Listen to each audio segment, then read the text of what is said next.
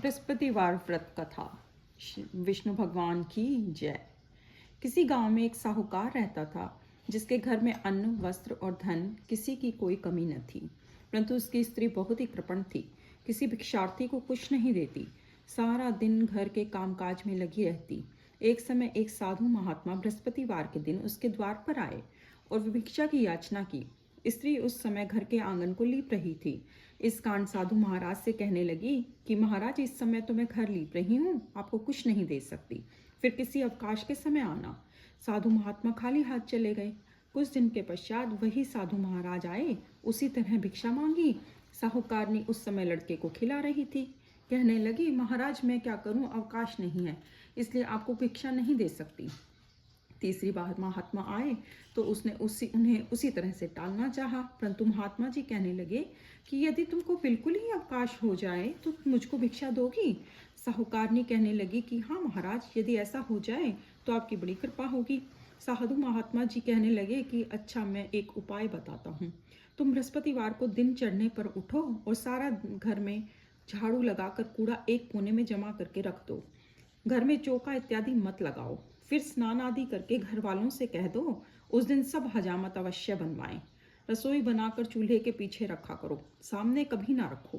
सायंकाल को अंधेरा होने के बाद दीपक जलाया करो तथा बृहस्पतिवार को पीले वस्त्र मत धारण करो, न पीले रंग की चीजों का भोजन करो। यदि ऐसा करोगी तो तुमको घर का कोई काम नहीं करना पड़ेगा। साहूकारनी ने ऐसा ही किया। बृहस्पतिवार को दिन चढ़े उठी, झाड़ू लगाकर कूड़े के घर में जमा कर दिया।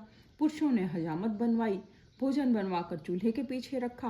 वह सब बृहस्पतिवारों को ऐसा ही करती रही। अब कुछ काल बाद उसके घर में खाने को दाना ना रहा। थोड़े दिनों में महात्मा फिर आए और भिक्षा मांगी, परंतु सेठानी ने कहा, महाराज मेरे घर में खाने को अन्न नहीं है, आपको क्या दे सकती हूँ। तब महात्मा ने कहा कि जब तुम्हारे घर में सब कुछ था तब भी तुम कुछ नहीं देती थी, अब पूरा पूरा अवकाश है तब भी कुछ नहीं दे रही हो, तुम क्या चाहती हो वह कहो।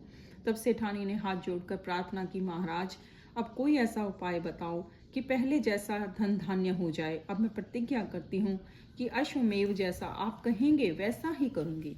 तब महात्मा जी ने कहा, बृहस्पतिवार को प्रातःकाल उठकर स्नानादि से निवृत्त हो घर को गौ के गोबर से लीपो तथा घर के पुरुष हजामत न बनवाएं।